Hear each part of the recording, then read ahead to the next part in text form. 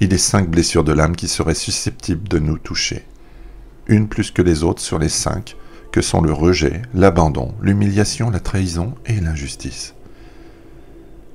Moi, je suis particulièrement sensible à celle qui finalement est la plus large et aussi altruiste, car elle ne me touche pas forcément tout le temps, mais par empathie ou compassion pour l'autre, je ne supporte pas ce sentiment-là qu'on appelle l'injustice. Oui, quand je vois les abus de pouvoir des bourreaux, qui en plus sont protégés par leurs victimes, des gens sans cœur qui s'amusent de celui des autres et entachent les espoirs futurs, tant de faux semblants qui règnent encore dans un mensonge généralisé, totalement indifférent à l'empathie, avides de l'excitation qu'ils ont à abattre celle des autres. Ouais, j'ai vraiment du mal à observer, à encaisser, que la vie est radicalement l'inverse des films hollywoodiens, où les méchants perdent tout le temps à la fin, sont simplement dévoilés, et la princesse préfère son sauveur à son geôlier, et où elle n'a pas adopté l'obscurité de son hôte en elle. Qu'il reste encore des gens de valeur qui souhaitent encore l'idée avec le goût d'emporter son équipe, son pays, vers le meilleur. Et tant de belles valeurs où le gentil gagne à la fin, où il est au moins reconnu et éventuellement blanchi. Ouais. Mais dans la vraie vie, je remarque qu'il n'en est rien étonnamment. Les gens ont beau admirer les héros de ces films, vouloir leur ressembler, reconnaître et se retrouver dans ces merveilleuses valeurs de l'amour, la dignité, l'honnêteté, la sincérité. Et pourquoi alors ils ne calquent pas ça sur la vraie vie? Mais guidés avant tout par leur peur et leur goût de l'excuse à tous les niveaux, de se déresponsabiliser de tout, ils vont juste salir ce qui est pur, réduire ce qui est vrai, préférant alors se complaire dans une médiocrité plus confortable d'apparence, mais si souffrante lorsqu'ils osent s'observer en face. Non, je ne juge pas. J'observe simplement et je prends les retours de ces mêmes personnes dans leurs rares moments de vérité, où ils osent leur vérité, la vraie, et où là, ils sont sublimes dans ces moments-là. Et je comprends alors que trop bien, pourquoi le sentiment d'injustice m'assaille si souvent.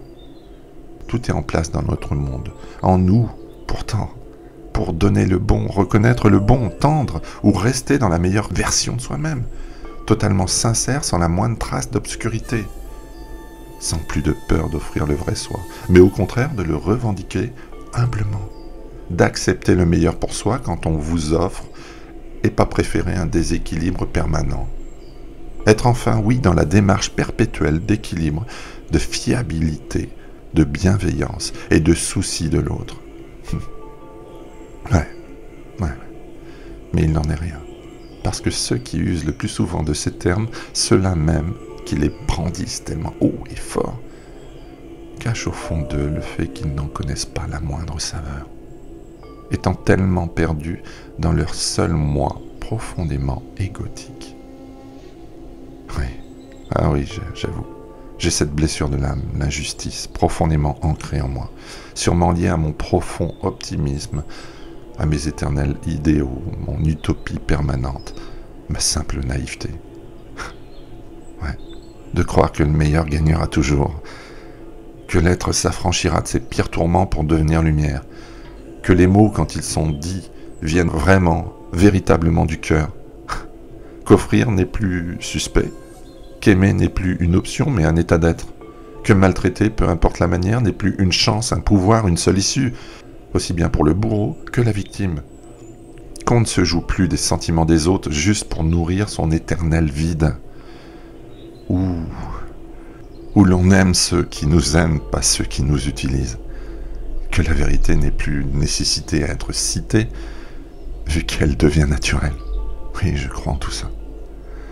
Parce que chaque jour de ma vie, je m'efforce de faire à l'autre ce que j'aimerais qu'il me fasse. Et je me dis alors que oui, les gestes, les mots et toutes les attitudes de l'autre sont dans le même dessein. Nous sommes arrivés dans un temps où les valeurs totalement inversées sont devenues légitimes. Je garde malgré tout confiance dans le fait que le bon finit toujours par triompher.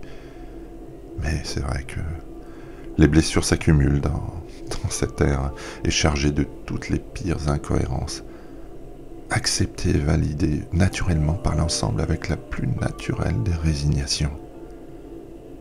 La peur est définitivement maîtresse absolue des limites que l'on se pose volontairement. Et dans la peur, plus de vérité, plus d'issue que de rester figé dans les phares d'une voiture tel le lapin moyen. Par cette même peur, l'on ne soigne pas ces blessures d'âme. Bien au contraire, on les cultive, on les élargit. Ouais, la lumière est la seule issue respirante pour son être tout entier. Ne l'oublions jamais. Le reste mène qu'à la peur, au remords, au regret.